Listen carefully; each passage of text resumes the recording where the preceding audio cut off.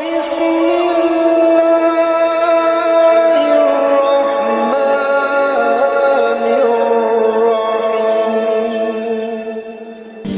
jelaskan di ayat itu apa keinginan orang yang sudah mati. Apa keinginan orang yang sudah mati, sudah masuk kubur, sudah lihat mungkar nakir, sudah dipertanyakan Rabbuka, Madinuka, Man Nabiyuka, dan sudah melihat gelapnya kubur, sudah melihat sempitnya kubur, tidak ada siapa-siapa yang membantu, hanya satu dia mohon kepada Allah.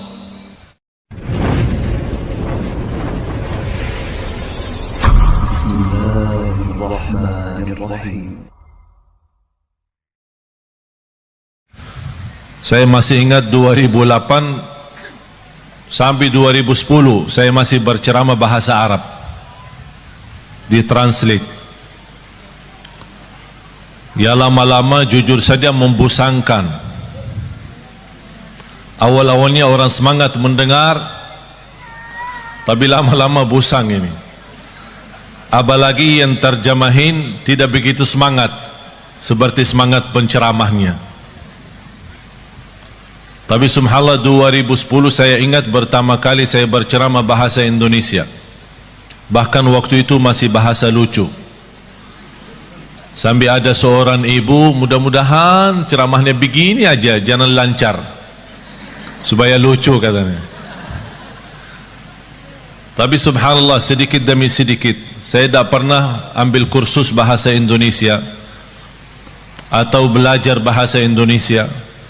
Tapi saya selalu berdoa, ya Allah berikan kepada saya kemudahan bahasa yang bisa difahami. Faham enggak? Alhamdulillah. Kalau lancar tidak faham ya susah juga kan? Walaupun tidak lancar tapi anda faham, dan inti daripada dakwah adalah memahami apa yang kita sampaikan dan bahkan menamalkan. Karena inti ilmu bermanfaat, manfaatnya adalah diikuti dengan amalun salih. Tak ada arti kalau bapa ibu datang jauh-jauh sampai ke tempat ini belajar ilmu tapi pulang tidak ada penambahan amal. Ada nambahan ilmu tapi tidak ada tambahan amal. Padahal Allah Subhanahu wa taala menjaminkan kita bisa selamat dari kecelakaan dan kerugian itu dengan iman kita dan amalun salih.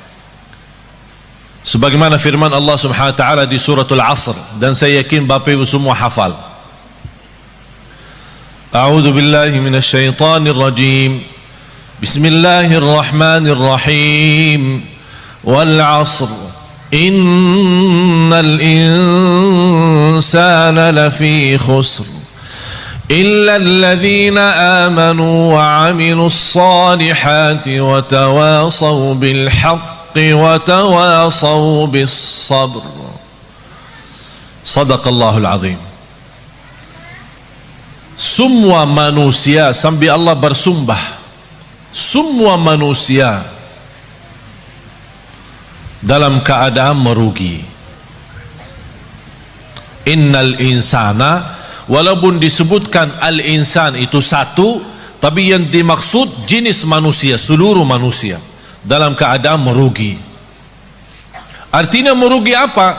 Celaka dunia akhirat, tidak selamat dunia dan akhirat. Kenapa mereka tidak selamat? Karena mereka dengan segala kenikmatan yang diberikan oleh Allah tidak digunakan untuk mendekatkan diri kepada Allah. Tapi siapa ya Allah yang selamat dari kerugian itu dan dari kecelakaan? Yang memiliki 4 sifat. Illa alladhina amanu. Bisa terjamin tambahan iman dengan tambahan ilmu. Semakin tinggi ilmu kita, semakin kuat iman kita. Kenapa sekarang umat Islam zaman ini lemahnya iman? Karena kurang ilmu, bodohnya agama. Indonesia negara yang terbesar penduduknya Islam sedunia, dan sayang sekali Indonesia yang terbesar tidak bisa baca Quran. Malu kita kan? Dan saya bangga ketika saya melihat berkembangan hafalan Al-Quran, apalagi anak-anak kita yang memberi insyaAllah tanda baik. Indonesia ke depan insyaAllah lebih baik. Contohnya barangkali Bapak Ibu sudah melihat Musa. Sudah nonton gak TV? Ini orangnya ini langsung ini. Musa belum usia 6 tahun sudah hafal 30 juz. Sudah hafal, bukan khatam ya. Soalnya bahasa Jawa hafal sama khatam beda. Saya pertama kali datang ke Jawa, saya dengar orang mengenalkan anaknya, "Wah, anak saya sudah khatam." Wih Allah, saya senang, subhanallah. Umurnya segini sudah khatam. Masya Allah, 30 juz ya. Oh ya, kayaknya Ustaz salah faham ya. Bukan hafal, khatam. Iman khatam beda ya? Beda di sini. Katanya kalau khatam seumur hidup satu kali udah luar biasa. Fantas ada acara keselamatan. Kalau kita di Madinah bilang khatam berarti sudah hafal, sudah tamat dan boleh jadi imam. Dan budaya itu mohon dirubah. Kok bangga karena seumur hidup satu kali khatam? Na'udzubillahi min zalik. Paling malas kata ulama, itu paling malas bagi umat Islam itu sudah tidak ada kemauan khatam Al-Quran. Paling malas kalau sudah 40 hari lewat dia tidak khatam Al-Quran, dianggap orang itu imannya tidak sempurna. Coba bayangkan, kita bertahun-tahun anak kita tidak bosan main game. Bahkan kita sebagai orang tua berkenan membebaskan anak kita, punya iPad, punya HP, punya PlayStation, PS, semua sudah disediakan.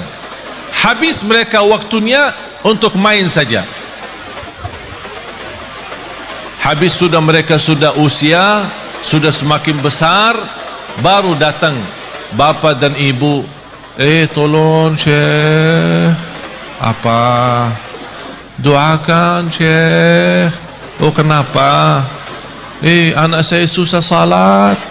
Mana anak mau umur berapa? Sudah 30 tahun Syekh. Ya karena kita sudah biasakan mereka sejak kecil tidak memberikan perhatian kepada salatnya, tidak memberikan perhatian kepada Qur'annya. Jangan harap anak itu bisa tumbuh dengan kesalehannya. Punya kewajiban orang tua, punya kewajiban yang begitu berat. Saya tidak minta harus anda membina anaknya sampai harus hafal 30 juz, tapi harus komitmen, harus disiplin. Setiap hari kita berduduk sama anak kita walaupun satu ayat, supaya dia tertanam mencintai Al-Quran dan mencintai masjid. Kita hanya hafal. Berintahkan anakmu 7 tahun, berintahkan anakmu salat. Kalau sudah 10 tahun tidak mau salat, mukullah dia supaya bisa salat. Semestinya sebelum kita berintahkan, ini berintah kalau sudah 7 tahun. Maksudnya Rasul apa? Sebelum memerintahkan, biasakan dia dulu supaya terbiasa. Artinya apa? Sejak dia kecil, masih di bawah 7 tahun, kita boleh membiasakan dia untuk bisa salat, untuk bisa membaca Al-Quran. Sampai kalau sudah 7 tahun, kita tidak punya, sebelumnya tidak punya kewajiban untuk memaksa atau memerintahkan. Tapi kalau sudah 7 tahun, baru mulai tugas baru adalah memerintahkan. Tapi supaya perintah itu bisa diterima dengan baik dan senang, kalau sebelumnya sudah membiasakan dia cinta Al-Quran dan cinta masjid, baru akan ringan menerima perintah dari orang tua. Anak salat, ya salat. Sekarang apa yang kita lihat? Apalagi kalau kita perhatiin masjid-masjid, yang paling ramai di masjid itu sudah bapak-bapak, sudah tua, mengharapkan husnul khatimah. Langkah-langkahnya aja susah berjalan, pelan-pelan aja ke masjid. Ditanya, Pak, anaknya mana? Oh dia di rumah lagi tidur. Tapi coba bayangkan kalau jam sekolah, Pak, anaknya di mana? Oh, lagi sekolah. Karena kita membiasakan kalau bangunin dia subuh, ketika salat subuh tidak begitu kita menaturkan dan komitmen supaya dia bisa menjaga salat subuh, apalagi di masjid. Ayo nak, bangun nak, sudah azan nak. Ya, kedinginan, nantok. Oh, nantuk ya, ya udahlah. Malah ditutupin selimutnya lagi. Pas jam sekolah jam 7, bangunin lagi. Ayo nak, bangun. Masih nantuk. Bangun sekolah. Wih, marah sekali. Upas sekolahnya marah. Kalau benar-benar kita cinta dan sayang anak kita, ingat firman Allah Subhanahu wa taala, ya ayyuhalladzina amanu qu anfusakum wa ahlikum nara. Kita sebagai orang tua punya kewajiban berjuang untuk menyelamatkan anak kita dari neraka jahanam. Bukan sekolah yang bagus. Apa artinya sekolah tinggi, kuliah yang terbagus, bahkan bisa keluar negeri, tapi na'udzubillah di akhirat masuk neraka? Apa itu berjuangan? Illa alladzina amanu, mendasarkan iman. Dan semakin ilmu kita baik, semakin banyak mengenal Allah, semakin banyak mendalami Asmaul Husna, semakin banyak memahami Asmaul Husna, semakin tahu keagungan Allah Subhanahu wa taala, kita semakin mendekatkan diri kepada Allah dan semakin nikmat. Karena posisi iman naik turun. Bagaimana supaya naik terus? Ilmu yang bermanfaat. Pertama, ilmu yang sangat dianjurkan adalah ma'rifatullah, kita lebih mengenal Allah Subhanahu wa taala. Habis iman, amalun salih.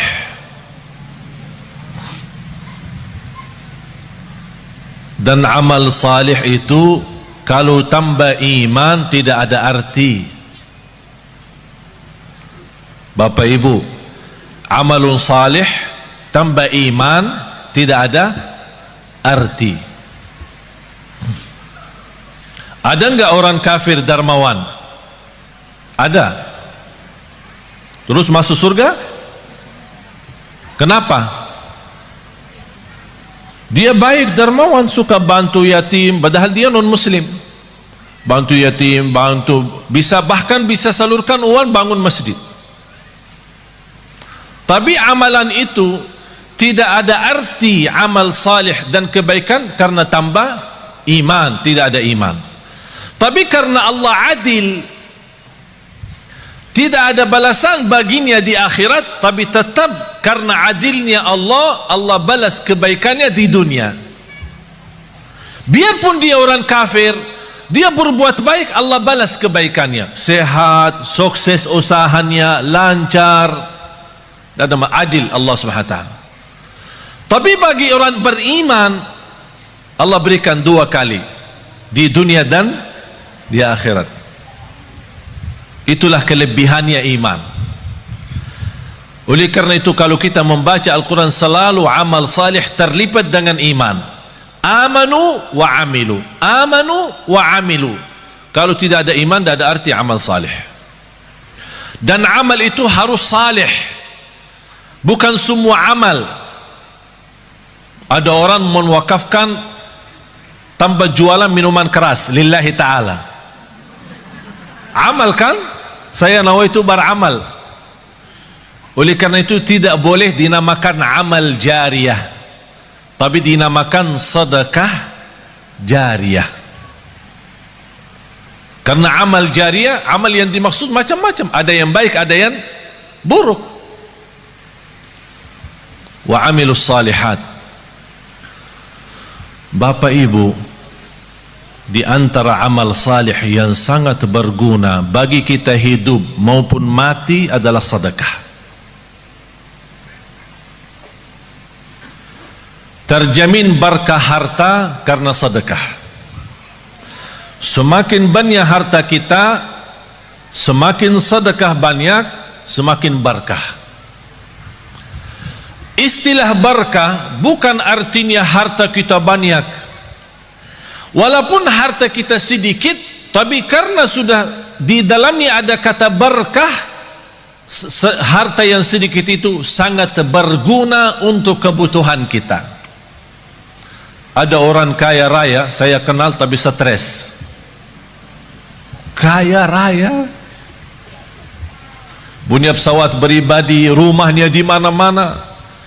Pas ketemu sama saya, pas isi acara di rumahnya, habis mulai tamu keluar, dia ajak saya ke dalam. Saya mau ngobrol sama saya. Pas begitu masuk, ada kantor pribadi beliau di dalam rumahnya. Begitu tutup pintu, malah dia peluk saya dan menangis. Pak, kenapa menangis? Takut. Apaan takut? Takut kehilangan harta itu. Takut miskin, takut sakit, takut celaka. Hartanya bisa sampai 7 turunan belum tentu habis, triliunan, tapi takut. Oleh karena itu Bapak Ibu, hidup sederhana apa adanya jauh lebih nikmat daripada berlebih-lebihan. Oleh karena itu orang yang salih, salah satu tanda kesalihannya, harta yang dia sedekahkan jauh lebih banyak daripada yang dia simpan. Tapi dasar itu bisa menjadi ringan, sedekah lebih banyak daripada yang kita simpan, adalah iman yang kuat. Tapi kalau imannya lemah, mana bisa? Saat bersedekah dia hitung-hitungan. Kalau diajak rame kumpulin sedekahnya, dia buka dompetnya, ada isinya 1.000, 10.000, ada 100.000. Yang keluarinnya mana? Tidak apa-apa, jujur saja, tidak apa-apa. Katanya walaupun sedikit tapi ikhlas. Salah tuh. Itu dulu, masa dulu.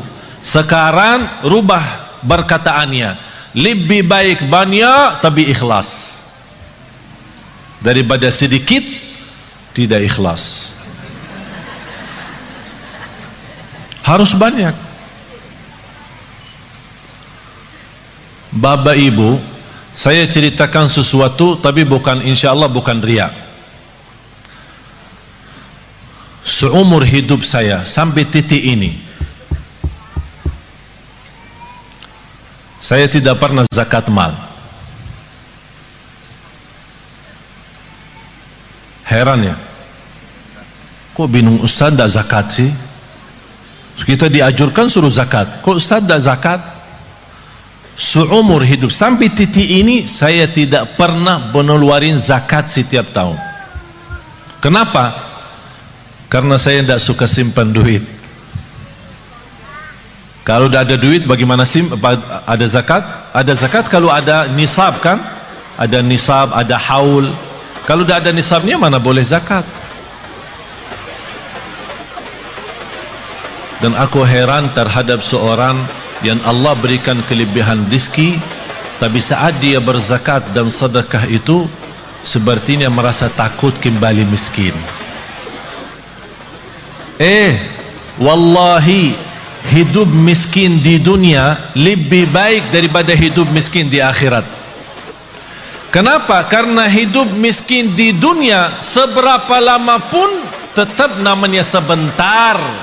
Tapi kalau di akhirat, kaya selama-lamanya atau miskin selama-lamanya, tidak ada batas. Oleh karena itu bahagia seorang yang saat dia bersedekah, dia sudah ingat, saya lagi isi tabungan akhirat saya, supaya nanti kalau saya hadap Allah hari kiamat, rekening akhirat saya masih banyak. Subhanallah, luar biasa. Oleh karena itu sedekah termasuk salah satu amalan yang sangat berguna bagi orang yang hidup maupun mati.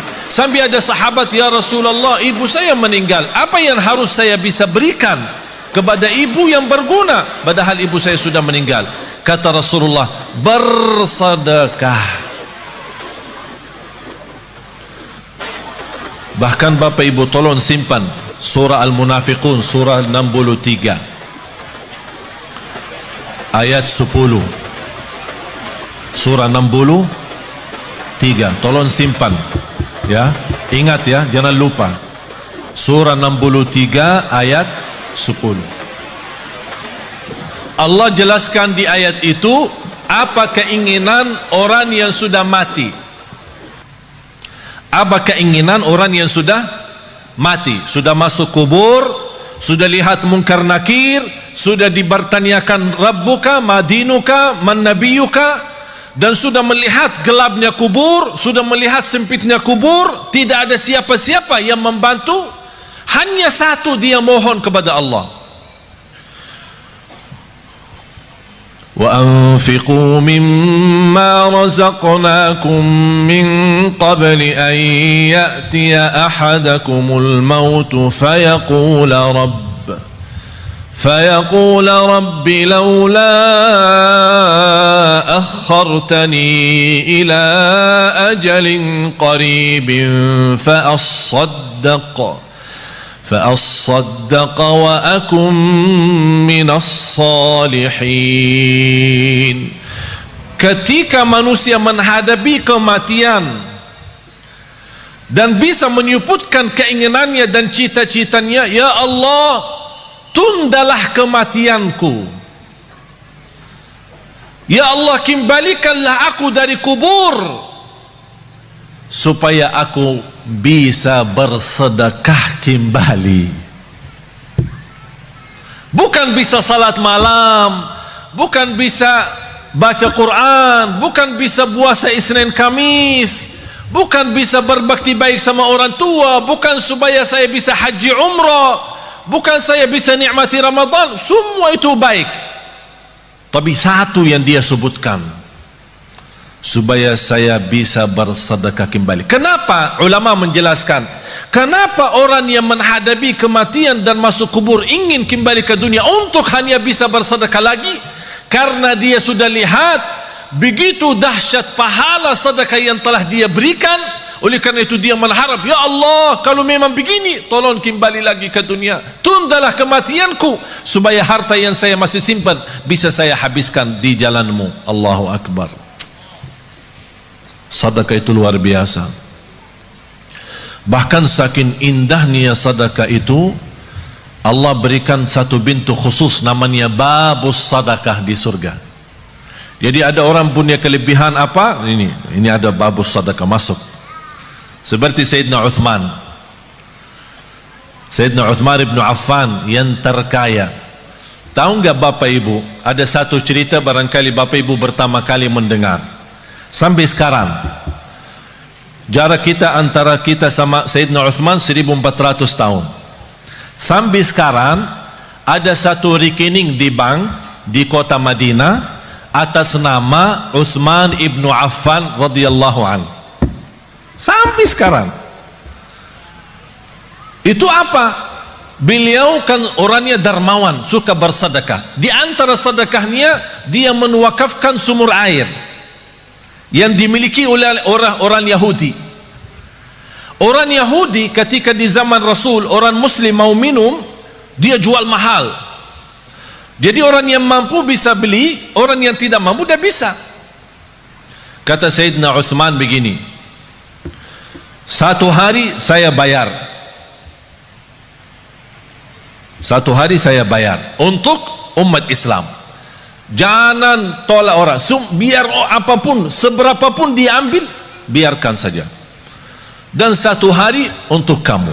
Jadi kontrak, satu hari buat saya, satu hari buat kamu. Tapi apa yang terjadi?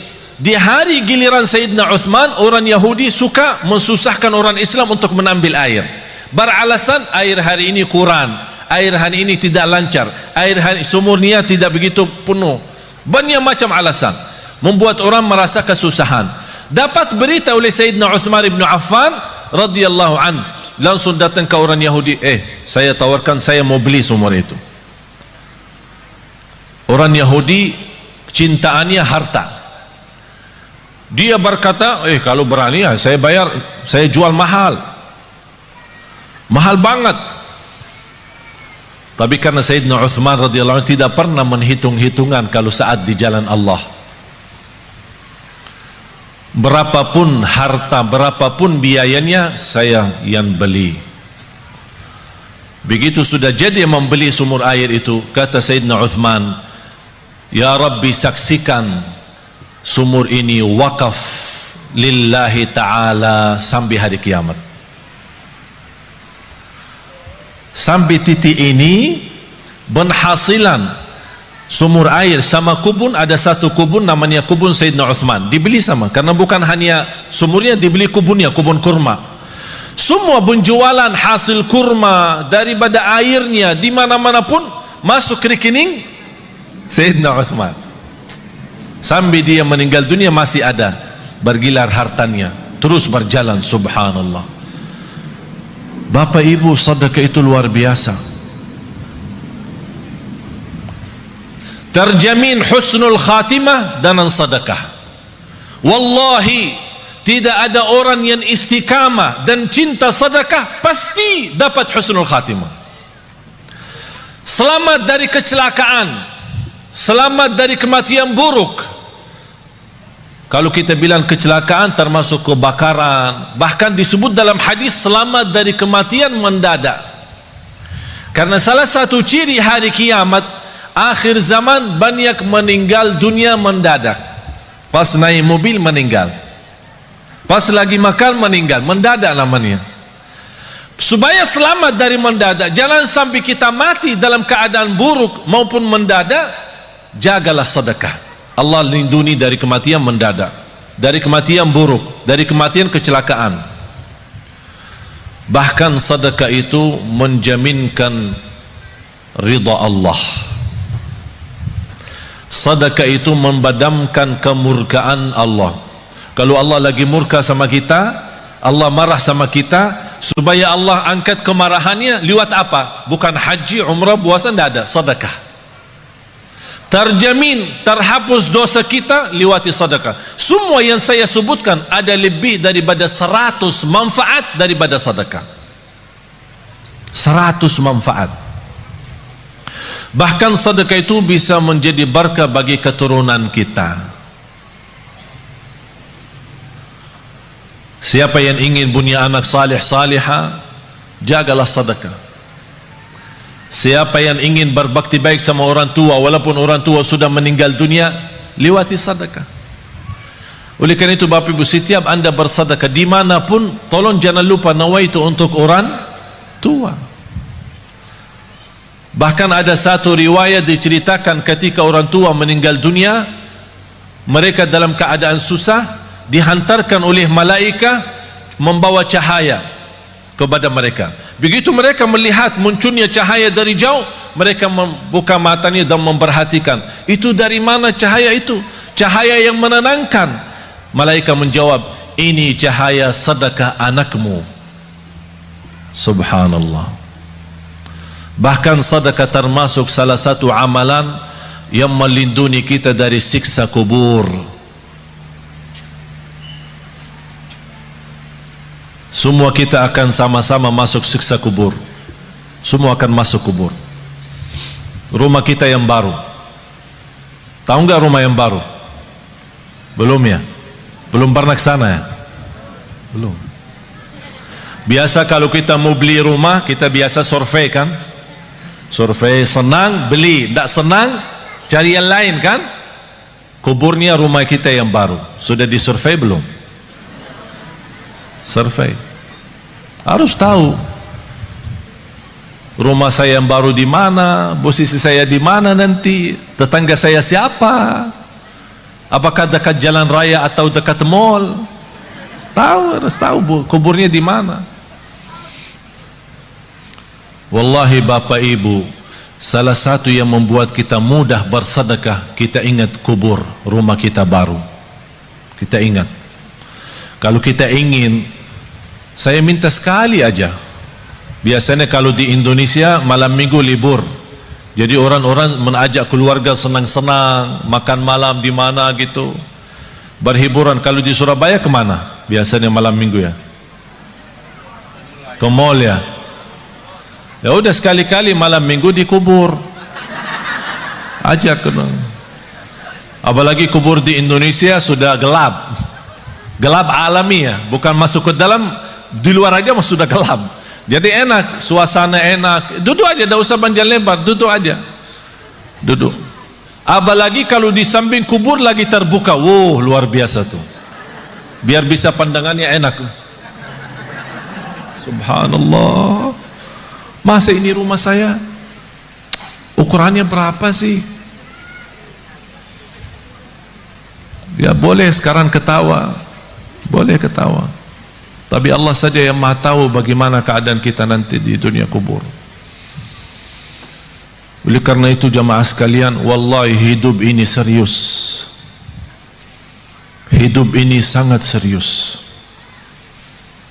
Sudah habis waktunya bercanda, habis waktunya berketawa, habis waktunya untuk dunia saja. Dan banyak ciri-ciri, semakin banyak ciri hari kiamat, itu memberikan tanda hari kiamat semakin dekat. Bahkan yang lebih dekat adalah kematian. Tidak ada yang bisa jamin berapa sisa umur kita. Sekarang kalau saya bertanya, yakin hidup atau yakin mati? Bukan yakin hidup, yakin mati daripada yakin hidup. Kenapa? Karena tidak ada yang bisa jamin hidup sampai besok. Tapi bagi orang yang bersedekah, kapanpun dijemput kematian, dia siap. Dan saya minta bukan sedekah yang biasa-biasa, tapi sedekah yang luar biasa. Jangan kita sedekah biasa tapi minta, ya Allah berikan rezeki yang luar biasa. Harus kita juga adil, harus kita adil. Allah akan berikan yang luar biasa kalau kita juga bersedekah yang luar biasa. Wallahi Bapak Ibu, yang namanya harta bukan yang kita simpan, tapi yang harta sesungguhnya adalah yang kita memberi. Itulah yang namanya harta kita. Tapi yang harta kita simpan, wallahi bukan harta kita, karena besok meninggal dunia dinikmati oleh ahli waris. Bahkan bisa ahli waris salah guna dan dosanya kita tanggung. Saya punya teman, keluarganya hampir 7 tahun bersaudara, pecah kakak adik, tidak bersalaman, tidak bersilaturahim, tidak, ini sebab harta. Teman saya di Mahkamah Agung menceritakan ada keluarga 20 tahun mondar-mandir ke mahkamah, urusan harta belum selesai, 20-an tahun. Harta menyakitkan, harta memecahkan. Apa guna harta kalau seperti itu? Na'udzubillah. Harta yang berguna, yang membuat kita senang, yang membuat kita bahagia, itulah yang namanya harta nikmat. Oleh karena itu kata Rasulullah, sebaik-baik harta di tangan hamba yang salih. Sebaik-baik harta di tangan hamba yang salih. Kenapa di tangan hamba yang salih? Karena hamba yang salih tidak pernah salah guna harta itu. Bahkan dia menjadikan harta jembatan menuju ridha Allah, menuju surga Allah. Jangan anda berkata, saya tidak bisa berikan apa-apa. Dan saya tidak minta Bapak Ibu sekarang sebelum anda pulang udah kosongkan rekening semua, blokir, habiskan, transfer semua isi rekeningnya kepada Yayasan Nurul Hayat. Saya tidak minta anda sekarang buka tasnya, habiskan semua yang ada isinya. Tapi lepas ini, aduh, gara-gara Syekh jadi begini. Karena kita belum memiliki iman seperti Abu Bakar Siddiq. Abu Bakar Siddiq datang Sayyidina Umar ketika Rasul mau hijrah. Sayyidina Umar datang membawa separuh harta. Sayyidina Umar waktu itu cukup kaya, separuh.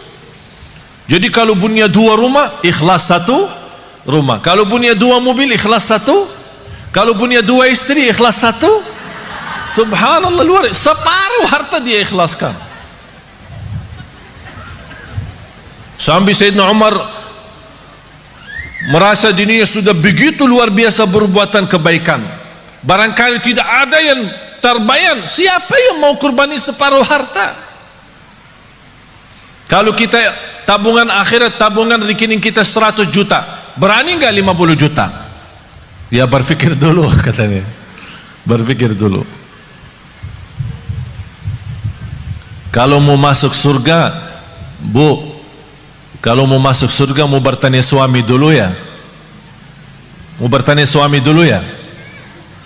Banyak yang salah mengerti soal nafkah. Ada kewajiban nafkah dari bapa kepada istri. Ada namanya nafkah uang belanja. Uang belanja rumah. Jadi apapun yang di kebutuhan rumah diserahkan bapa kepada ibu, belanja sayur, belanja makanan, pokoknya semua kebutuhan rumah.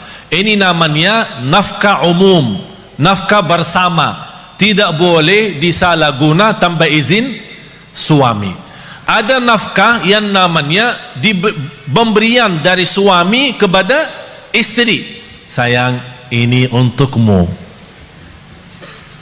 Buat apa? Ya terserah. Ada orang ibu, suami saya suka kasih saya untuk pribadi setiap bulan misal 3 juta atau 2 juta. Tapi kadang-kadang saya bingung, kalau bersedekah apakah minta izin suami? Enggak. Itu namanya hakmu sendiri. Apapun digunakan tidak perlu minta izin suami. Tapi jangan uang pribadi yang diberikan oleh suami disimpan, uang belanja buat rumah disedekahin. Ditanya sama ini, kok habis makanan di rumah? Kemarin Syekh Ali ajak kita bersedekah, jadi saya salah keluarin uang belanja yang saya pakai. Itu yang harus izin suami. Bapak ibu jamaah sekalian, sedekah itu ketika Rasulullah SAW didatangi oleh Umar bin Khattab waktu hijrah. Ya Rasulullah, ini separuh harta saya untuk perjalananmu hijrah ke Madinah.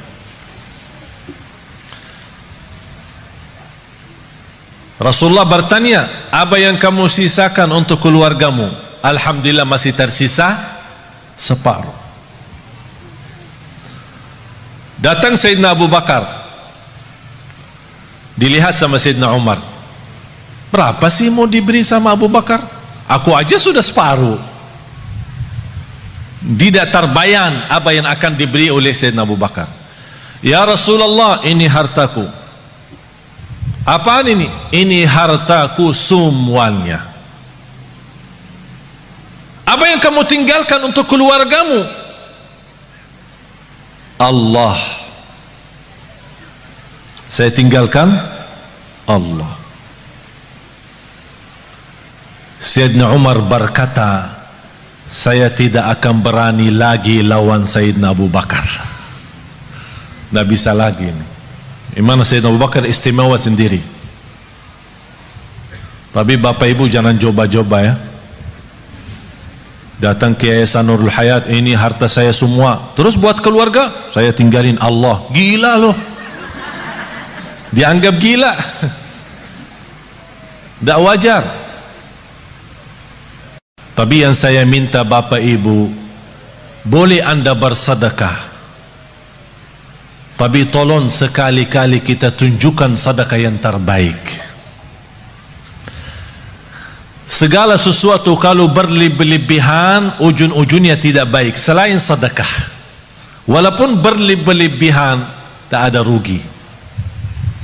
Wallahi terjamin barakah, rizkinya terjamin lancar, bahkan membuat hati kita tenang karena kita hidup apa adanya.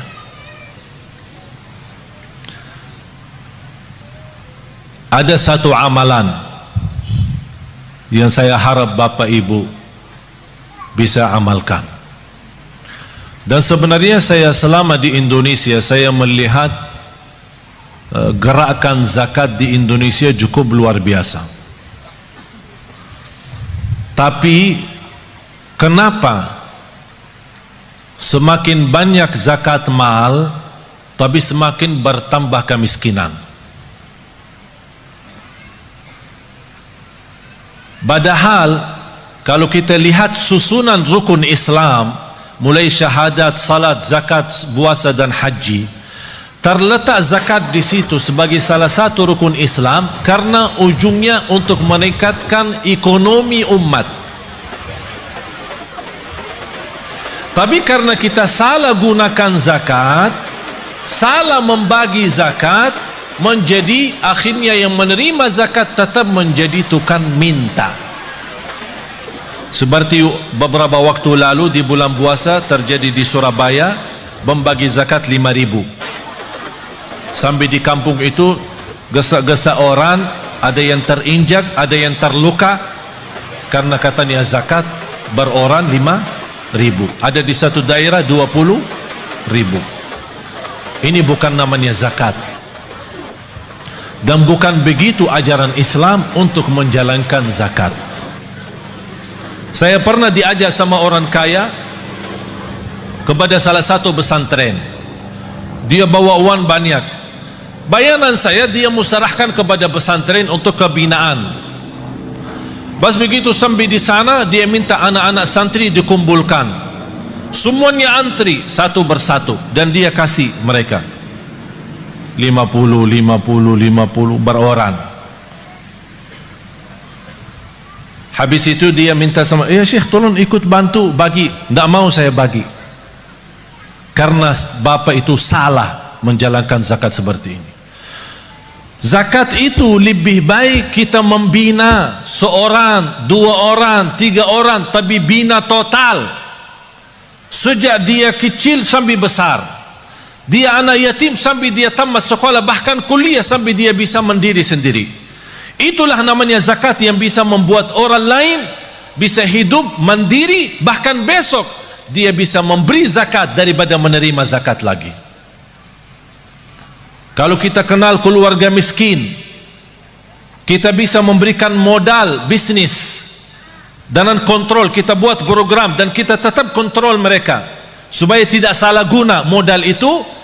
Insya Allah yang pertama menerima modal dari zakat, besok dia sukses dan maju usahanya, dia akan memberikan zakat. Sampai datang satu waktu seperti Sayyidina Umar ibn Abdul Aziz, orang bawa zakat, wahai Amirul Mukminin, kami punya uang zakat tapi tak ada yang terima.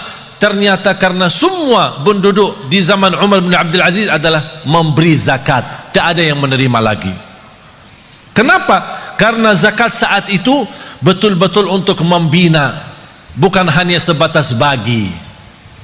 Oleh karena itu saya harap termasuk Yayasan Nurul Hayat tolong difikirkan bagaimana cara orang-orang yang kita lihat dia baik, salih, salihah, tapi dibutuhkan pimpinan, dibina mereka supaya mereka bisa berusaha sendiri, berbisnis sendiri, apapun yang mereka mampu, apa itu dalam jahitannya, apakah itu dalam masakan makanan, apa itu, apa saja kemampuan mereka, kita bisa support mereka dengan modal zakat.